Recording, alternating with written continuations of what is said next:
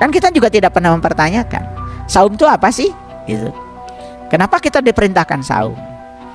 Lalu manfaatnya buat apa? Lalu kenapa saum itu diterjemahkan jadi puasa? Apakah saum dengan puasa itu sama? Karena saum itu kan bahasa Arab, sedangkan puasa itu kan bahasa Pali. Apakah ya apa itu saum yang dimaksud dengan tradisi Arab dengan saum yang dimaksud dengan tradisi Pali itu sama? Kan kita tidak pernah mempertanyakan itu, karena kita barangkali selama ini hanya menjalankan sesuatu seperti kebanyakan orang menjalankan, ikut saja, sehingga tanpa knowledge meningkat dalam diri kita. Berarti kan kita tidak naik tangga, berarti titian kita ini tidak kita lalui. Akibatnya apa? Akibatnya kita hanya terjebak oleh rutinitas, lalu kita tidak mendapatkan kesadaran apa-apa. Ya seperti kebanyakan orang, selesai Ramadan orang mudik, ikut mudik. Kita juga tidak mengerti mudik itu esensinya apa, dilakukan secara fikih. Tapi kenapa misalnya kok tubuh kita tidak bertambah sehat, pikiran kita tidak bertambah luas, ya, jiwa kita tidak bertambah bersih, masih kadang-kadang gampang protes, sulit.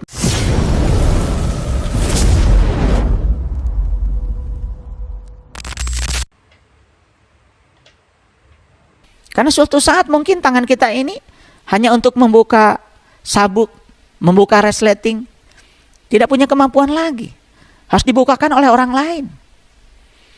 Coba kalau kita hadir di situ sepenuhnya, tangan bisa bergerak membuka resleting, tangan bisa bergerak untuk membuka sabuk, tangan bisa bergerak untuk membuka celana kita, dan kemudian kita bisa jongkok.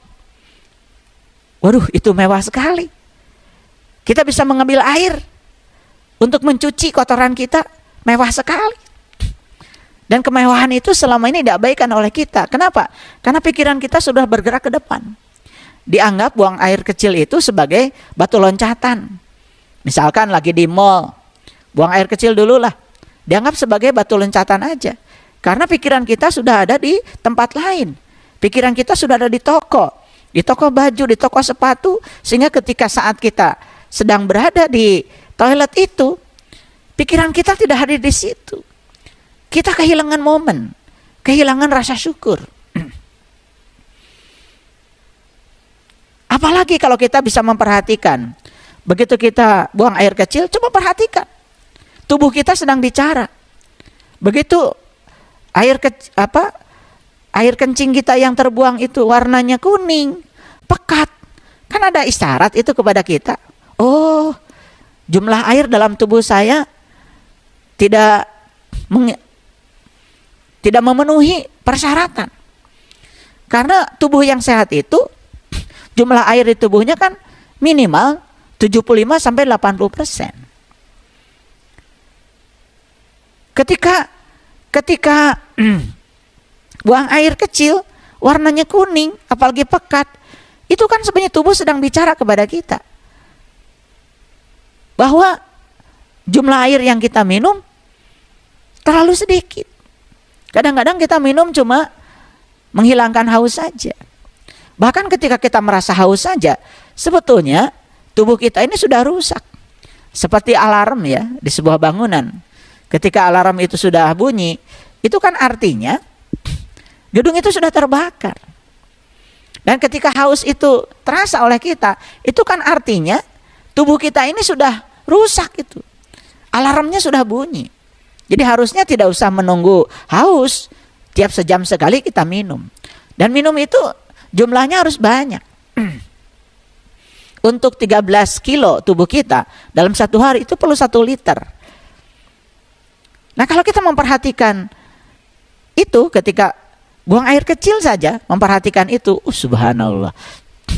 Kita punya kesadaran. Itu sadar itu, sesederhana itu. Sadar bahwa kita sedang buang air kecil. Lalu kenapa saya bisa buang air kecil? Dan bagaimana warna air kencing saya? Saat itu kita bisa menyaksikan. Sehingga ada perubahan setelah itu. Dan kebanyakan orang kan, mohon maaf ya, pergi ke toilet, udah pipis saja. Bahkan terburu-buru. Apalagi di rest area, Ya. Karena pikiran kita sudah di rumah, ingin cepat pulang ke rumah. Sehingga ketika di mobil kita kehilangan momen untuk sadar. Ketika di kamar mandi kita kehilangan momen untuk sadar. Karena semua aktivitas kita itu dianggap sebagai batu loncatan. Nah, kira-kira ini yang akan kita latihkan selama 30 hari ke depan. Semoga para sahabat bisa mengikuti ini tangga demi tangga. Sehingga kita bisa hidup berkesadaran. Hidup kita selalu eling, selalu waspada. Karena ketidaksadaran itu sangat berbahaya. Membuat kita menjadi kehilangan momen setiap saat. Bahkan momen untuk bersyukur, momen untuk bersuka cita itu menjadi hilang. Ya, saya sendiri ya kalau pergi ke kamar kecil, misalkan ya, mohon maaf ya, mau buang air besar, itu saya dapat pelajaran. Ketika buang air besar, coba hadir di situ sepenuhnya. Jangan itu sebagai batu loncatan. Itu saat yang paling jujur kan kita pada diri kita sebetulnya, ya. Di mana kita bisa merasakan ya kotoran tubuh kita sendiri.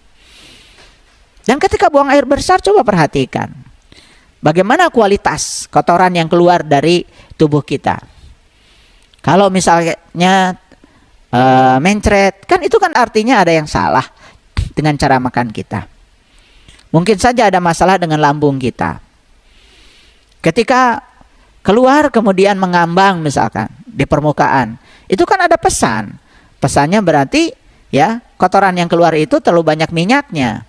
Sehingga massa jenis kotoran kita itu lebih kecil daripada massa jenis air. Sehingga mengambang di permukaan.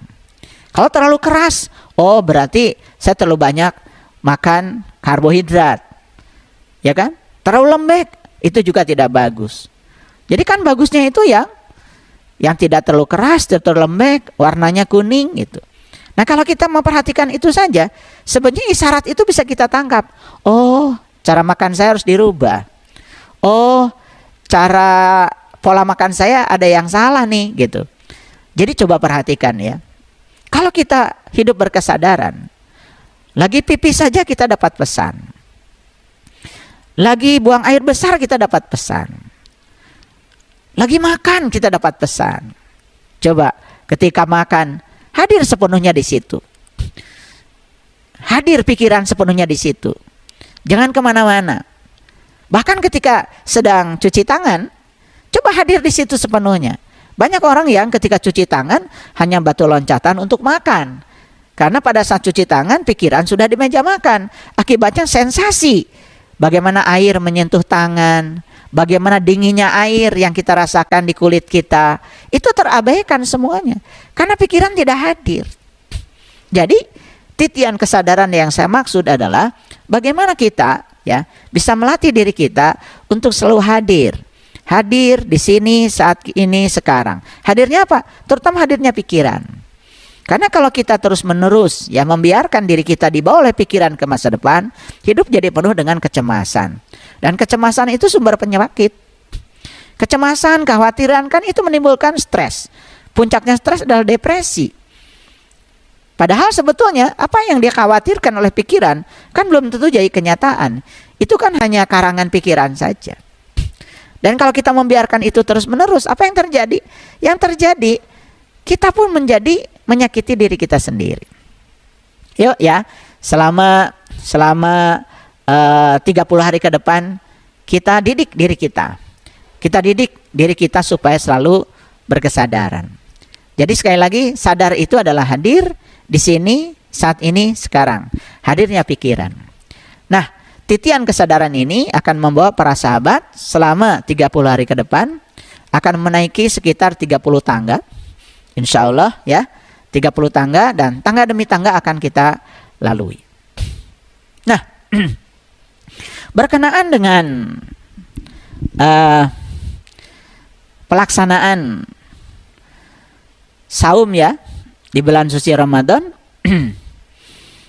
kan sebetulnya kita melaksanakan saum itu dalam versi kita masing-masing itu kan sudah bertahun-tahun. Kan ada pertanyaan tuh pada diri kita. Saya umur sudah 57 tahun. Kan setidak-tidaknya kalau dikurangi 7 lah. 50 Kan setidak-tidaknya kalau umur 7 tahun sudah mulai belajar yang namanya saum, ini saum versi kita ya. Nanti saya akan jelaskan sebenarnya saum itu apa sesungguhnya. Kan kita juga tidak pernah mempertanyakan saum itu apa sih? Gitu. Kenapa kita diperintahkan saum? Lalu manfaatnya buat apa? Lalu kenapa saum itu diterjemahkan jadi puasa? Apakah saum dengan puasa itu sama? Karena saum itu kan bahasa Arab, sedangkan puasa itu kan bahasa Pali. Apakah ya apa itu saum yang dimaksud dengan tradisi Arab dengan saum yang dimaksud dengan tradisi Pali itu sama? Kan kita tidak pernah mempertanyakan itu.